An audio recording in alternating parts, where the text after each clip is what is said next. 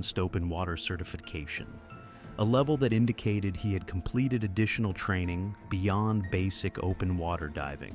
Over an 18-month period, he had logged 20 dives.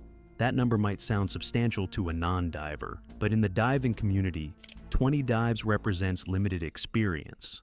More significantly, Gilligan had no cavern certification and no cave certification, the specialized training required for safe overhead environment diving. His equipment reflected his limited experience and preparation.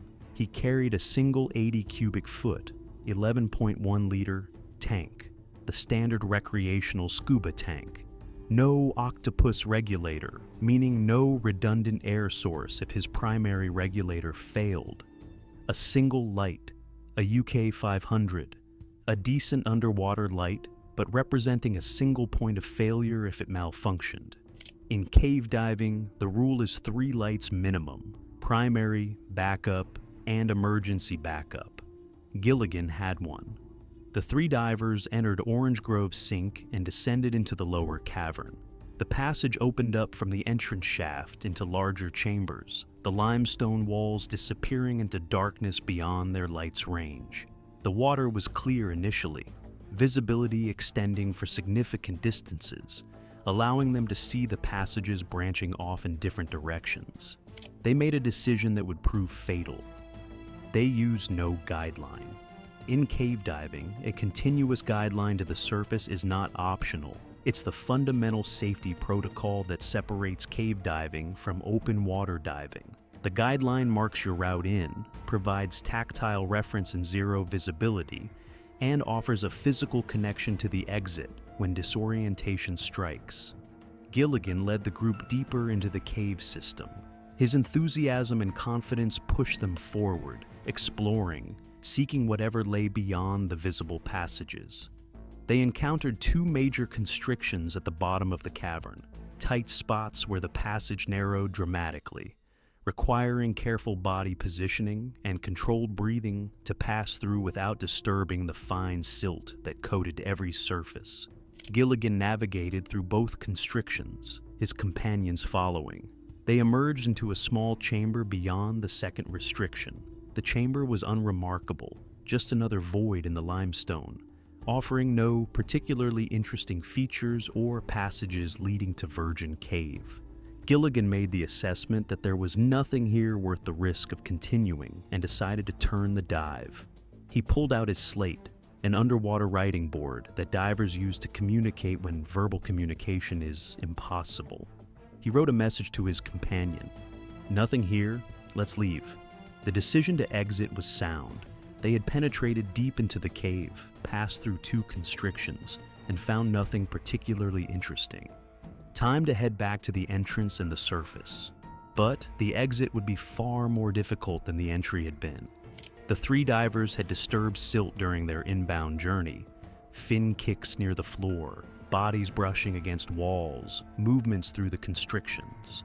In open water, disturbed sediment disperses quickly in current, but in caves with minimal water flow, silt behaves differently. It hangs suspended in the water column, reducing visibility from tens of feet to inches within seconds. The disturbance they had created going in was now waiting for them on the way out. Gilligan's companion began backing out of the chamber, moving carefully, trying to retrace their route, but the visibility was already gone. The water that had been clear was now totally silted, a brown murk that absorbed light, made navigation impossible, transformed familiar passages into alien environments where you couldn't see your hand in front of your face. The companion managed to back out despite the conditions. Perhaps they moved slowly enough to avoid creating additional silt disturbance. They successfully retraced their route through the silted passages and emerged back into clearer water. Gilligan made a different decision. Instead of backing out the way they had come, retracing the known route through the 2 constrictions, he decided to ascend vertically. But this wasn't open water. This was a cave system with complex 3-dimensional geometry. Going up didn't necessarily lead to the exit. It might lead to a dead-end pocket in the ceiling. It might lead to a restriction too tight to pass. It might lead nowhere. As he moved up, He saw there was a vertical hole which seemed passable. Gilligan entered the tight vertical hole, his body ascending into the constriction. The hole was barely passable, requiring precise body positioning. His single 80 cubic foot tank contained a finite amount of breathing gas, and he had already consumed a significant portion during the inbound journey and exploration. Every breath depleted his remaining supply. Every moment spent navigating the tight vertical passage brought him closer to the moment when he would draw on his regulator and get nothing. That moment came while he was still in the constriction. Gilligan ran out of air. The gauge would have been in the red zone for minutes, warning him that he was approaching empty.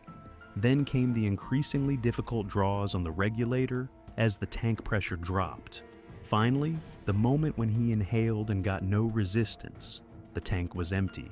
There was no air left, and he was still stuck in a tight vertical hole 120 feet, 37 meters, below the surface in a silted-out cave. Without air, panic set in immediately. The instinct to breathe is overwhelming. You can hold your breath for a limited time, but eventually your body demands air. Gilligan tried to continue ascending through the constriction, trying to reach whatever lay above, hoping desperately that it led to the surface, or at least to a pocket of trapped air where he could breathe. But the constriction was too tight, his movements too panicked, his body unable to navigate the geometry of the rock with the precision required. He became stuck and simply ran out of time. The urge to breathe became irresistible. When he finally could hold his breath no longer, he inhaled water instead of air. The water filled his lungs, triggering violent coughing.